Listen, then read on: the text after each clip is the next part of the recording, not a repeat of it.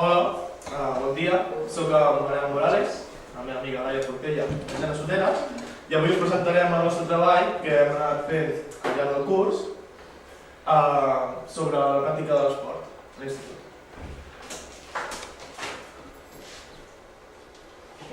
Començarem dient una breu introducció sobre el treball, després continuarem amb els gràfics que hem arribat a fer entre nosaltres.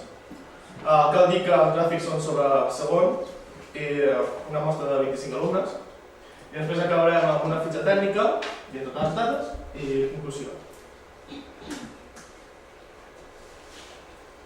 Avui en dia l'estadística és molt utilitzada, ja sigui per decisions polítiques o matemàtiques, i en molts llocs podem trobar dades en estudis estadístics, i al llarg d'aquest any la nostra assignatura d'estadística ens han ensenyat a fer freqüències, mitjanes i desviacions, i ens han motivat a dur-ho a terme amb un tema que ens agradi. I vam triar l'esport, ja que és un tema on es pot buscar moltes conclusions, i es va fer amb els alumnes de segon d'ESO de l'IES Josep Brugat. Bé, com podem veure la primera pregunta, els nois fan tots un esport, no n'hi ha cap que no faci esport, i podem veure les noies que fan un 50% que no i un 50% que sí. Això és molt estrany, ja que no és habitual veure tan clars els gràfics. En general hi ha un 21% que no ho fa i un 79% que sí, ja que aquí hi ha les noies i alguns nens.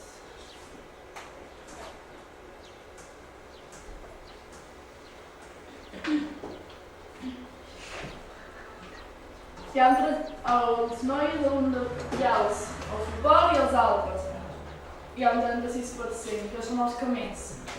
I podem veure que els nois fan ping-pong, dansa, taekwondo, tenis i tai chi. De les noies predomina els altres amb un 46% que fan patins. Amb un 46% que fan tot relacionat amb alguna de la dansa. Patinatge, hip-hop, jazz, ballet.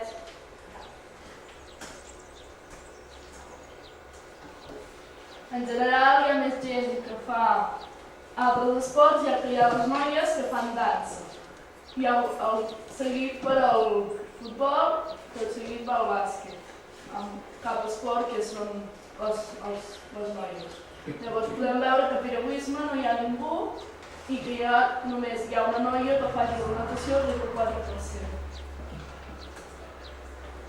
En comparació, hi ha les noies, com que els nois fan esports on es necessita més força i són més d'equip, és el futbol. Al bàsquet hi ha molt poca gent i al rem. Llavors, les noies fan esports més individuals, com ara en els altres, que és la dansa. I hi ha més noies, el que ens ha sorprès més és que hi ha més noies fent bàsquet que no pas nois.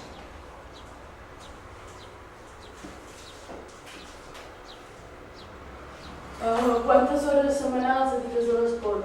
Podem comprovar que els nois dediquen de 6 a 9 hores, un 43%, i més de 9 hores només hi ha un 14%, i com podem comprovar, a les noies no hi ha ni cap noia que el practiqui més de 6, més de 9 hores, o de 6 a 9 hores. Això vol dir que els nois dediquen més hores a l'esport que no pas les noies.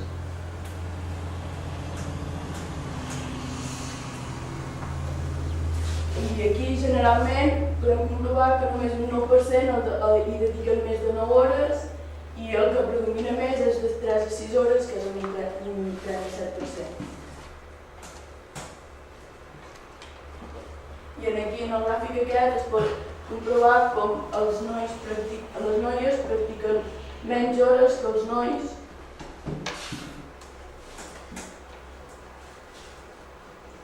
La pregunta crec que és fàcil compaginar l'esport amb l'estudi.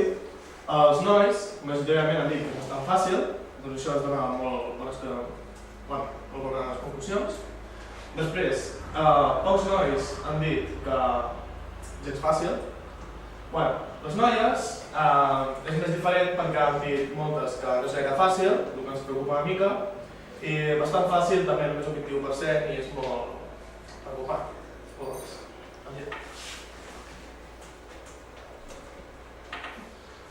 En general hem vist que és bastant fàcil, molt poca zero creu, i és més concloent dir que no és gaire fàcil per alumnes de segon. Aquí tenim el gràfic, molt fàcil, veiem que poques persones ho han dit, bastant fàcil, bastant, majoritàriament noms, i no gaire fàcil també hi ha un alt percentatge. Quan es comet una falta greu en la pràctica de l'esport en el qual practiques, com reacciones? En un tant per cent elevat de nois, si tornen, es queixen a l'àrbit o no en fan cas, ja que però 3 d'aquestes han contestat 3 preguntes, que han sigut aquestes 3, i 2 alumnes que han contestat 2. Aquí podem veure com els nois tenen una reacció diferent al canvi de les noies, ja que les noies han contestat un 45% que no saben com reaccionarien i tan sols un 22% queixant-se a l'àrbit i no en fent cas, un 22%. I ens ha fet molta impressió perquè només no hi ha cap alumne que ens hagi contestat que s'hi tornen quan es comet la falta greu. I en general podem veure com els que predominen són queixant-se a l'àrbit i no fent cas, i de tot darrere ve el de tornant-s'hi i hi ha un alt percentatge de que no saben o no contesten. I en aquesta gràfica podem comprovar com aquests 3, els nois, estan empatats i hi ha un alt percentatge de que no saben o contesten en les noies. Vol dir que els nois no. La fitxa tècnica ha sigut aquest estudi ha estat realitzat per l'alumne de quart d'ESO, per l'alumne de quart d'ESO del Josep Regolat, en una població de primer a quart d'ESO del mateix institut, d'uns 360 alumnes. Hem realitzat 24 enquestes en el segon d'ESO i la manera de seleccionar ha estat estratificada amb un curs per i per sexe. El nivell de confiança és un 95% i l'error de mostreig no es pot fer ja que n'han fet 50 enquestes. Fer aquest treball per nosaltres ens ha donat bastanta informació, sobretot ens ha donat característiques que ens han sorprès, per exemple, com podríem repassar la primera pregunta, que ens deia la Jana, que tots els nois de segon practiquen algun esport o han practicat algun esport, però només el 50% de les noies practiquen actualment o han practicat algun esport. Això és una miqueta alarmant. També podríem mirar que, segons les respostes, els alumnes de segon, majoritàriament nois, practiquen esports com futbol, bàsquet, esports més físics, cosa que les noies es decanten més per la dansa i derivats.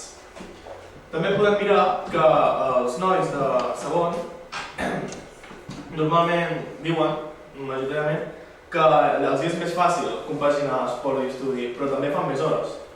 Per tant, les noies fan menys hores, però els és més difícil. Això és una miqueta, no sé, preocupant i per l'estil. Es podria dir, com que les noies practiquen esports més